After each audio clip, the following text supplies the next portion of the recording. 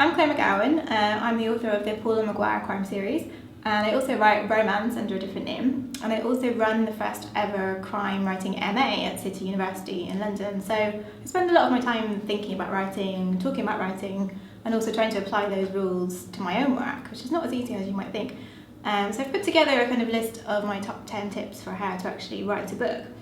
These are not so much technique tips as just how to get on with it, really, because I actually think that all of us have quite a strong ability to tell stories if we just tap into it. So my first tip really is just to start, and that sounds very simplistic, but it's amazing what will happen even if you just write a couple of lines. You will immediately understand much more about the world of your story. And also because you can spend weeks and weeks and months and even years planning something, and it doesn't matter if you have the most brilliant plan in the world until you've put pen to paper or started typing on that blank page and actually started writing. All bets are off. So just start now and see where it takes you, even if you have no idea what happens next.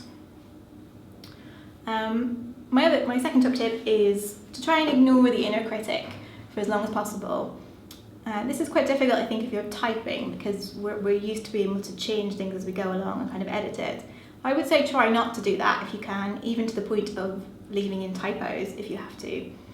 Just try and keep going until you get a first draft and switch off that editor that tells you, oh, that's no good, that's no good, that's no good.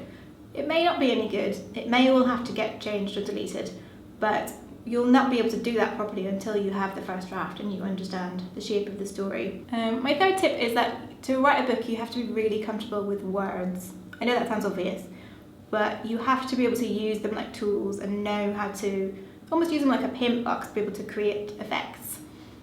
Be able to create a pace, speed the book up, slow it down, and so on. And I think the best way to do that is just to read loads. So it's almost like a carte blanche to just spend a lot of your time reading. You have to do that really to absorb not just the words and the language, but the way of telling the story. My fifth tip is try not to fiddle with what you've got. I see a lot of people who get stuck rewriting the beginnings of their books. And for a long time I used to do that as well. I used to start and I would have a great idea, what I thought was a great idea, and I'd have a lot of momentum, and that would take me maybe about 20 or 30,000 words into the book, and then I would stop because I didn't know what happened next, and I would just abandon those books, and I kept thinking, oh, what's wrong with me, I don't know what happens next. But what I now realise is actually that happens to everyone, and it always happens about that exact same point as well. You will run out of momentum, that does happen. The middle part of the book sometimes just has to be ground out day by day, 1,000 words here, 1,000 words there. But you will get to the end as well, so I think you just have to tell yourself, no, I'm going to keep going no matter what, and not keep redoing that and not keep second guessing yourself. Another good tip is that every scene should do two things. It should either move the plot along, establish a mood, or tell us something about the character. And that first one about moving the plot along is especially important in genre fiction, and particularly crime fiction. So if you're thinking, I've got this great scene, I really love it, but I don't know whether it belongs or not, ask yourself, does it do at least two of those things? If not, take it out. You might have loads of great scenes that are beautifully written and really tell us something about the character, but if they're not adding to the plot and moving it along, they don't really belong in there, sadly. Writing is not homework, and a lot of my students approach it in this way, that they feel they've got to produce something great the first time. They feel they've got to do it in a certain way. They ask a lot of questions, things like, am I allowed to write about this? Am I allowed to write in a different gender? Am I allowed to write someone whose life experience is not the same as mine?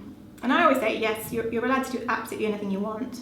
It's fiction, you can make it up, you can do anything you want. So take that and run with it, really. And particularly when it comes to research, I think that's quite important. It's not homework. You will not get a medal for having done your research brilliantly. Yes, research is a part of it, and authenticity is a huge part of it, but there's no reason why you can't do your first draft without having done any research, and then go back and sort of check things if you want. Another good tip, I think, is not to talk about your work too much until it's finished. It's important to have a balance between not being able to talk about it at all and not being able to ever let anyone look at it, and talking about it too much. And sometimes I know people who might even post bits of their work up online when they're working on it, and then you get nice feedback and praise, and that's great. But sometimes once you've put it out there, it becomes really set in stone, and you can't go back and do the necessary fiddling and changing that you need to do at the edit stage. Also, it's really easy to lose confidence as well. If you try and explain your idea to someone and it comes out very garbled, and then they kind of look at you like, not sure about that. But you know yourself what your idea is. You might just not be ready to kind of talk about it. So be secretive and be furtive about your writing. There's nothing wrong with that. This is my best tip of anything, is try just writing 1,000 words a day for 3 months. And by the end of those 3 months, you will have sort of 90 to 100,000 words and your book will be done. Obviously you have to edit it, but you'll have a first draft. And I know 1,000 words a day sounds like an awful lot, but if you follow the kind of keep going, don't look back, even if you don't know where you're going approach, you can actually do that in 15 minutes if you have to. Certainly half an hour to an hour is more than enough. So if you can sort of sit down and look at your day and find a little bit of time every day to just dash those words out. If you find you're having a huge problem with fiddling on the laptop, try just writing in a notebook, even just paper and pen. That really works for me, and that's the way that I've been able to write all of my books so far. And my final tip is just to feel really proud of yourself, because this book that you're writing, no one else could write that, and you're putting something new into the world.